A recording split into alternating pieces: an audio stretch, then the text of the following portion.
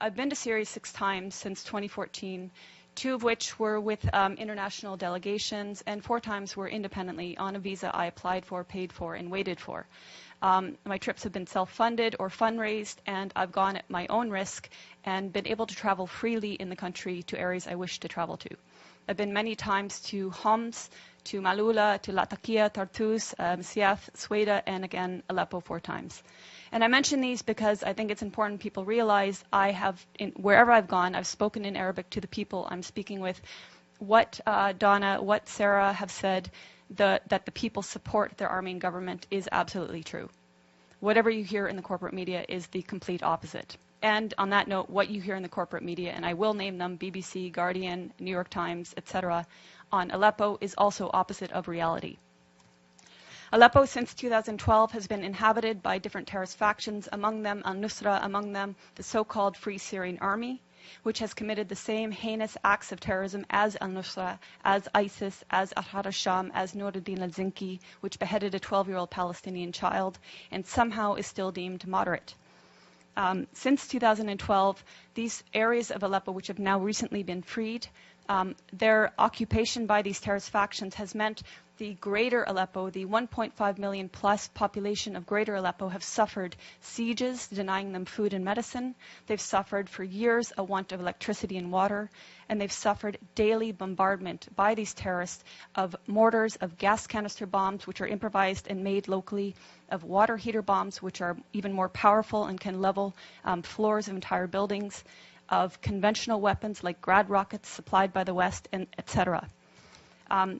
As I said, they've suffered these attacks on a daily basis, and even now, because there are still Western-backed terrorists in pockets of Aleppo, there are still mortars and gas canister bombs raining down, and people are still dying in Aleppo.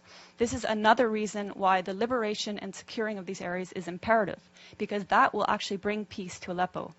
Now, my colleagues here mentioned the nature of unity in Syria and the fact that Syrians see themselves first as Syrian before any sect. This is an important point because our media and the Gulf media has made Syria out to be sectarian, which is something the Syrians themselves have denied. But it's a tool to make people confused. It's a tool to make people believe that it's Sunnis against Bashar al-Assad, when in fact, bear in mind that Aleppo is overwhelmingly Sunni and is with the government and is with the army and is suffering from the terrorists who declare that they are liberating the city in Syria. Other points about Aleppo are hospitals in Aleppo have been attacked. I'm sure you've heard in the media that hospitals have been attacked. Well, this media is referring to the pockets of Aleppo that were occupied by terrorists. And they have manufactured stories, and I can give you a precise account. In April of this year, there was a hospital called the Al-Quds Hospital, which in a concerted effort, all media said was attacked and targeted and badly damaged by either the Syrians or the Russians. In fact, the Russians had satellite imagery showing that this hospital was in the same shape that it was in October 2015. No difference. Therefore, it was not attacked. Months later, The Guardian, which is a prominent British newspaper, actually said the Al-Quds hospital that it had alleged months prior to be attacked and destroyed was treating victims of so-called chemical weapons attacks. So even the media that is lying is inconsistent in their lies. But there have been hospitals attacked. I went to the Al-Dabit hospital, which is in Aleppo city. It's a maternity hospital. It was attacked on May 3rd, and 3 women were killed. You would think this would be something raised at the UN or by so-called human rights groups, but it was not. In December 2013, the Kindi Hospital was attacked and destroyed.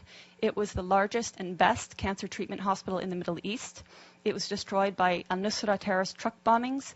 And in fact, in recent media reports on Aleppo, again alleging Syrian or Russian strikes on hospitals, Fox News actually had the audacity to use a photo of Al-Kindi Hospital and allege that this is in eastern areas of Aleppo and that this hospital had been attacked by Syrian or Russian strikes. I'm Christopher Ronneberg with the Norwegian newspaper Aftenposten.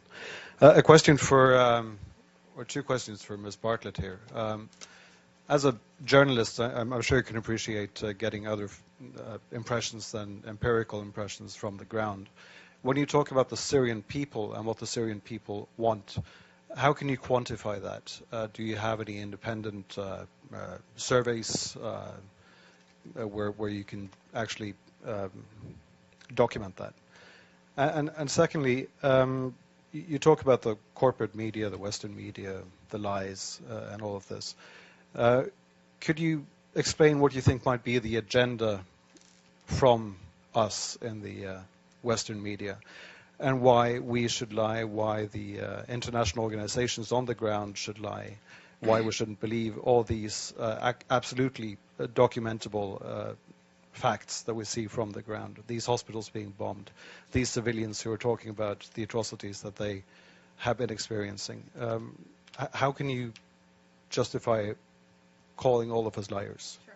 Thank you. I mean, there are certainly honest journalists amongst the very compromised establishment media.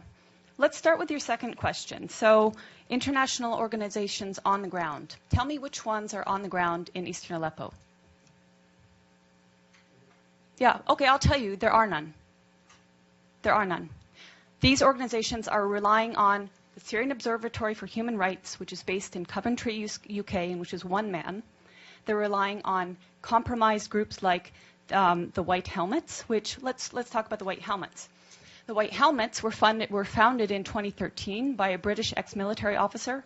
They have been funded to the tune of $100 million by the US, UK, and Europe and other states.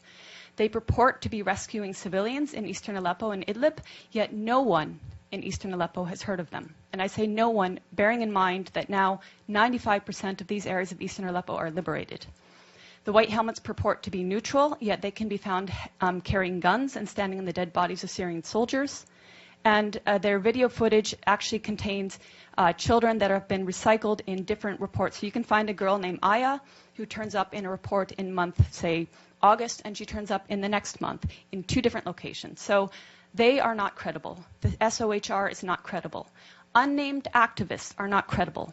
Once or twice, maybe, but every time, not credible. So your sources on the ground, you don't have them.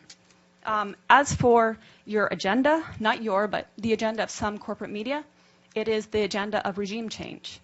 How can the New York Times, I was reading it this morning, or how can Democracy Now!, which I was reading the other day, maintain until this day that this is a civil war in Syria? How can they maintain until this day that that the protests were unarmed and nonviolent until, say, 2012? That is absolutely not true. How can they maintain that the Syrian government is attacking civilians in Aleppo when every person that's coming out of these areas occupied by terrorists is saying the opposite? So that's with regards to your question on lying Western media. How do I quantify the support of the Syrian people? The elections. In 2014, the Syrian people held elections. The voter turnout was 88%, including people in Lebanon, where I was during the elections in Lebanon, which were actually ran for 2 days, extended hours, people walking for kilometers to reach the embassy, including people who flew from their own countries like mine, which has criminally shut the Syrian embassy so that Syrian people have no rights, and including people within Syria who braved a torrent of terrorist mortars and missiles on election day. And yet, voter turnout rate was something like 88%, I believe. And the election, the results were 78, I believe. I think Tim Anderson gives you the opposite. Okay, I might get the turnout wrong. So the results. 74 was the participation. 74 participate, 88. Okay. Anyway, the point being, overwhelmingly, the people support President Assad. That's based on elections, based on my own travels. Okay, so that's subjective. But as I said, I've traveled around Syria, talked with people of all faiths, all walks of life, and there are people that want change in the government. We're not pretending they don't want change. Everybody wants change. But in terms of support of the government, the point is they don't see President Assad as the problem. They see the problem as terrorism. They see elements of problems in the system that they have there. But President Assad, they don't see as the problem. They actually overwhelmingly support him. So I'm basing it on their choice in their leader, and I'm basing it on my interactions with people in Syria and Lebanon. The corporate media, some of them, most of them, are telling lies about Syria. It's because this is the agenda. If they had told the truth about Syria from the beginning, we wouldn't be here now. We wouldn't have seen so many people killed. So unfortunately, very unfortunately, our media and certain human rights groups like Human Rights Watch, which likes to tweet images from Gaza and say it's Aleppo, they're not going to tell the truth about Syria.